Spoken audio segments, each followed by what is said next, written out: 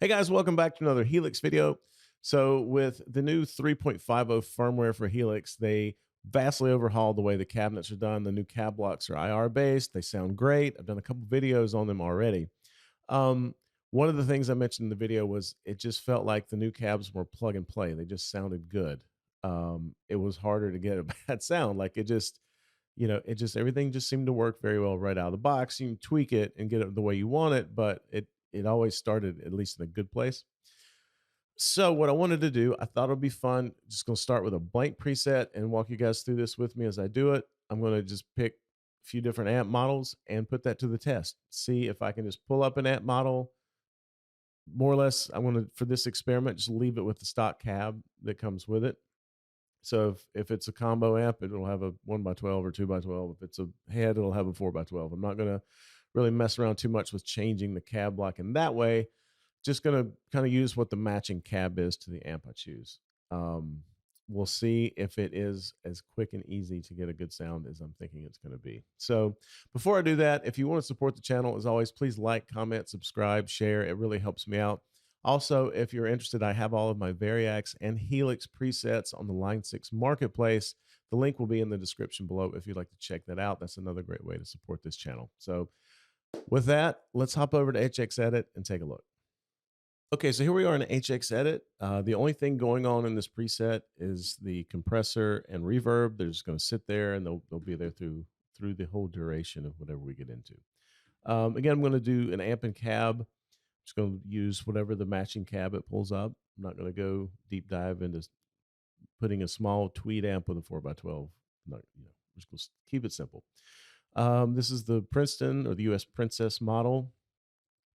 It's the matching 110 cabinet. Comes up with a 67 off axis a little bit to the right and a couple inches back. So let's just see what it sounds like.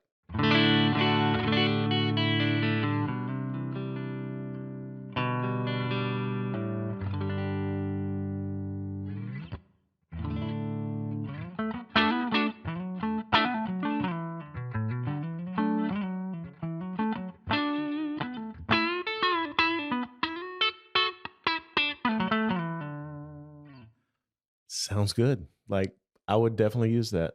I could build a preset around it, maybe put a couple drive pedals, delays, whatever else I would do to make it a full out preset, but I haven't touched anything. If I wanted to try a couple different things, let's just put a ribbon mic on it. We'll move it a little closer and put it on axis.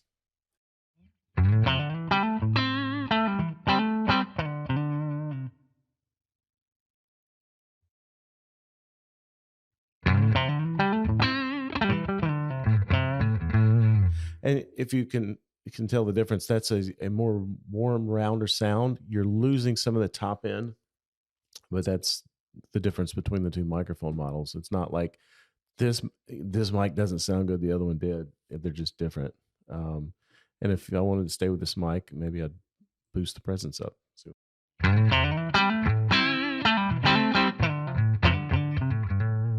It's kind of nice. It keeps that warm low end.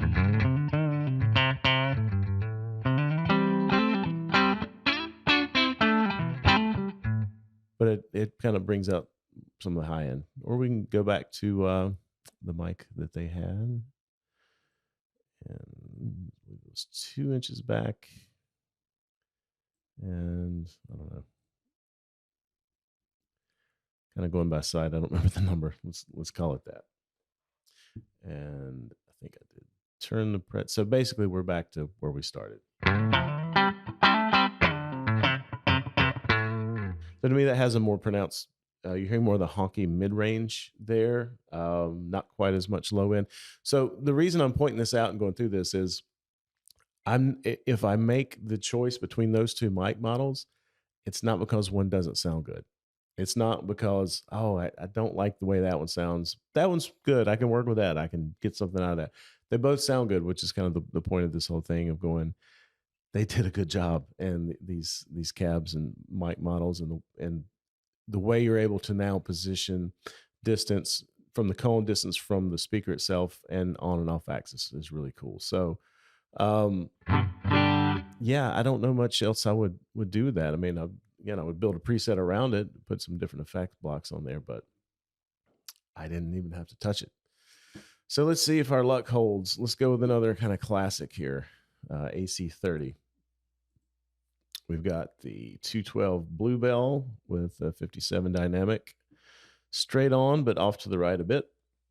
And looks like drives up pretty high. So I usually, when I use a Vox, I'll usually pull the drive back, go for more of the lighter gain stuff. But let's just see where we start, and we can go from there.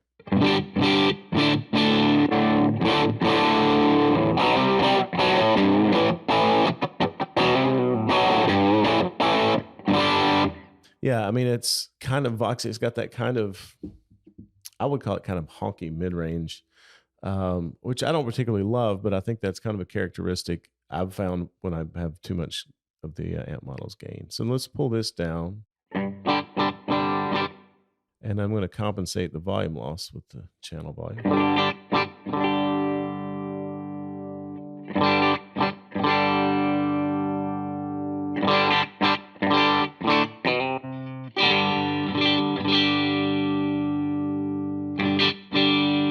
All right.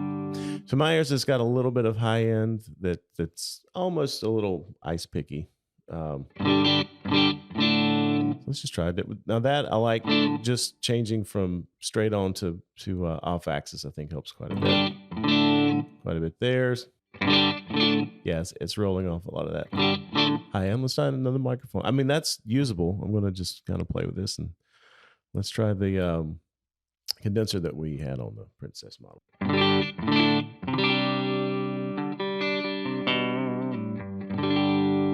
I like that a lot. That works for me. It kind of, SM57s are great, especially if you've got like a 4x12 with a little gain on it. But with the more clean stuff, I do find I like condensers and ribbons.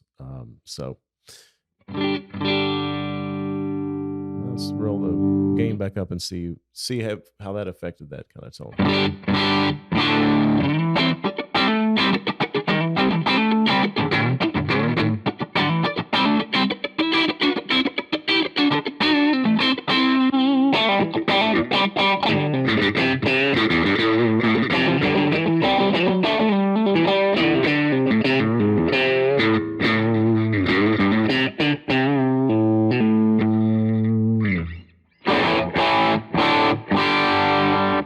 It's amazing just changing that microphone model that kind of got rid of some of the harsh highs, and I think it smoothed the mids out a bit. You can still hear that Voxy thing, but it's to my ear, it's more pleasing. So basically, I ended up going more or less back to where the amp model started. I did bring the presence up, turn the cut down. Me personally, when you put too much of the treble cut in with a Vox model, it also kind of starts to affect the upper mids, at least to my ears. So that I do always kind of pull that back. But that's about it. Pulled the cut down, boosted the presence a little bit, changed the mic model. Done. Just a matter of minutes. I've got.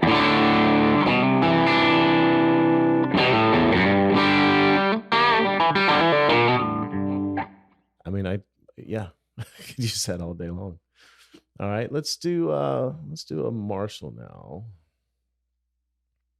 I'm just kind of trying to go with the classics here because everyone's pretty familiar with what they sound like.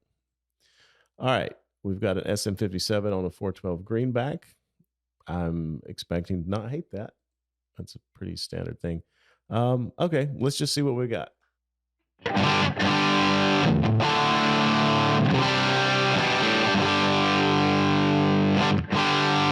Okay, to my ears, it's too much preamp gain.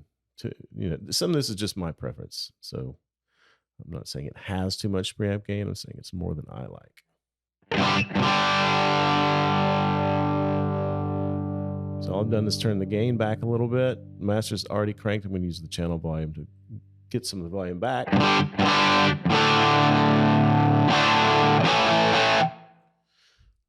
Let's see. I'm going to push the treble up just a little bit.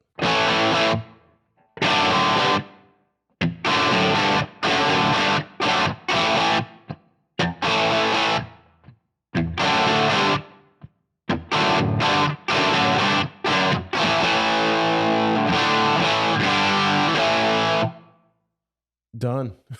I mean, if you're going for that classic rock thing, it's it. It's there. Throw a tube screamer on there for leads. Call it a day. So far, so good. Like they just sound good. Let's see. I am admittedly not a high gain player, so I'm almost a little afraid to dive into this deep into the pool because I'm not good at dialing in high gain rigs. I don't really know what I'm listening for because I don't dig necessarily a really high gain sound. Anyway, but let's see what we got. We're having fun, right? This is the Mesa dual rectifier.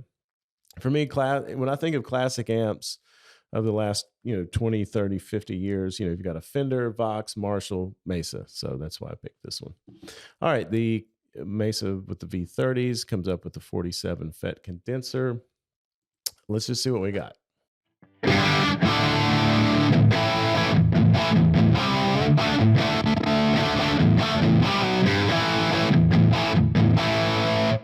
It sounds a little bass heavy and boomy to me. Before I make any EQ changes, I am just going to try the same thing I would do with like a Marshall. I would see what a 57 will do to brighten it up.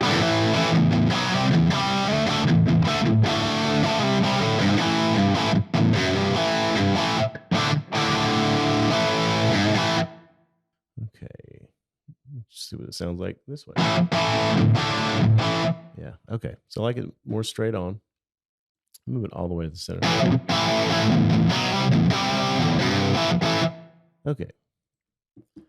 Now I'm just going to dial it in as to what I think I would like to hear. Again, I'm not really the high gain guy, so don't judge this amp model based on what I do to it.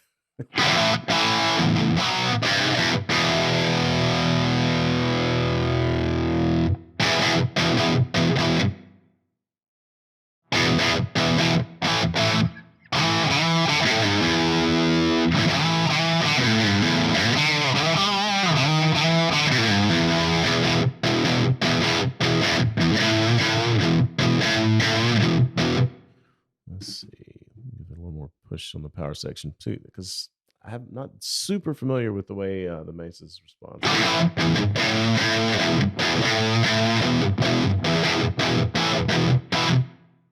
For that type of sound, I think it's not too bad.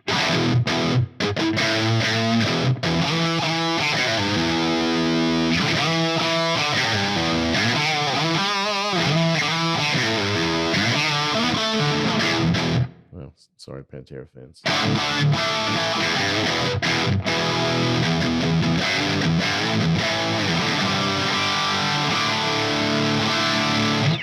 It sounds like big, heavy, distorted chords, which I think is the point of that amp.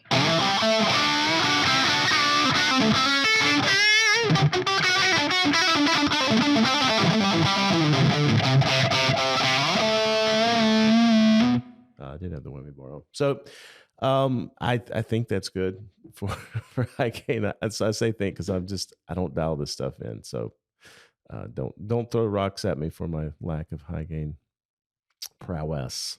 So anyway, I hope, again, this is just meant to be a fun little video to just, number one, hopefully just let people know, you can jump into this thing without being intimidated, especially with this new update, the new cabs. I mean, the Fender I didn't even touch. I made a couple microphone changes on the Vox and the Mesa.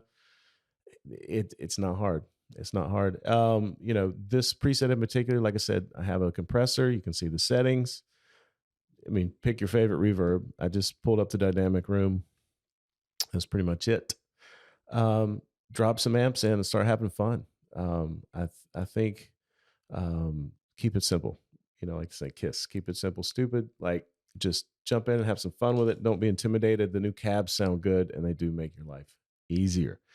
As always, thanks for checking out the video, and we'll see you next time.